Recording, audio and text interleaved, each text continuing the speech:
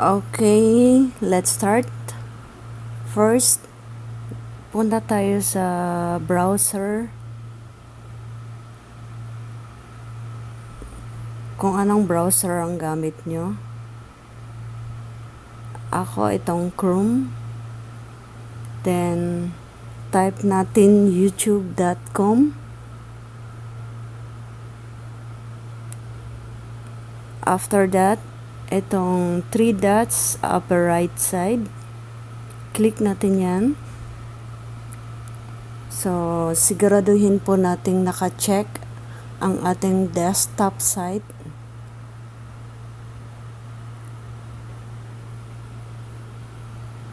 Itong profile icon, check natin. Then, YouTube Studio.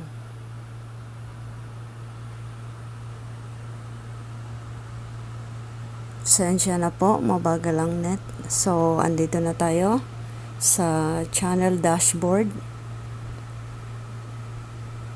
Nandito po ang ating recent subscribers sa baba. Click natin tong see all para makita natin lahat ang ating subscribers at kung sino-sino ang mga ito. So, click natin see all. So, ayan na po, lumabas na. Yan ang aking subscribers. Okay? Date subscribe, kung kailan sila nag-subscribe sa'yo. Yan. As you can see guys, hindi po yan magkakasunod-sunod. So, kung gusto po natin yung latest subscribers hanggang sa umpisa, click natin tong date subscribe.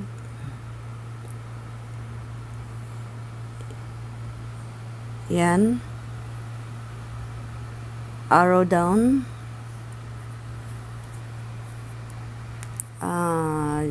Ito ang aking latest subscribers, July 3, kahapon. Makikita po natin yan.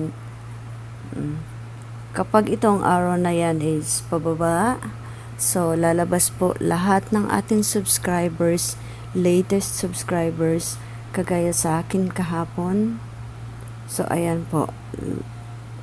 And then, kung ilan yung kanilang subscribers.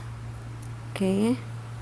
Kung gusto man natin makita lahat, ay yung iba pang ating subscribers, i-click natin tong arrow down.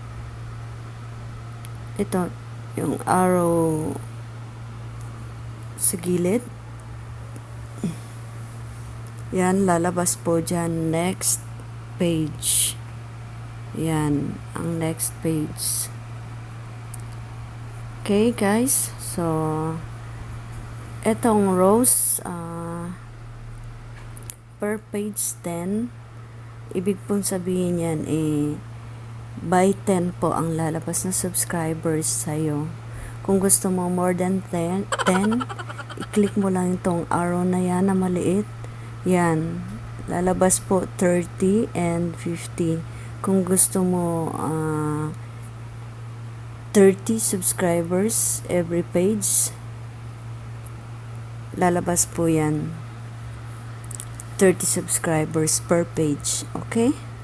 Kung gusto mo naman 50, nasa sa inyo po kung ano, depende sa inyo kung ilan ang gusto nyo. Sa akin po kasi gusto ko 10-10.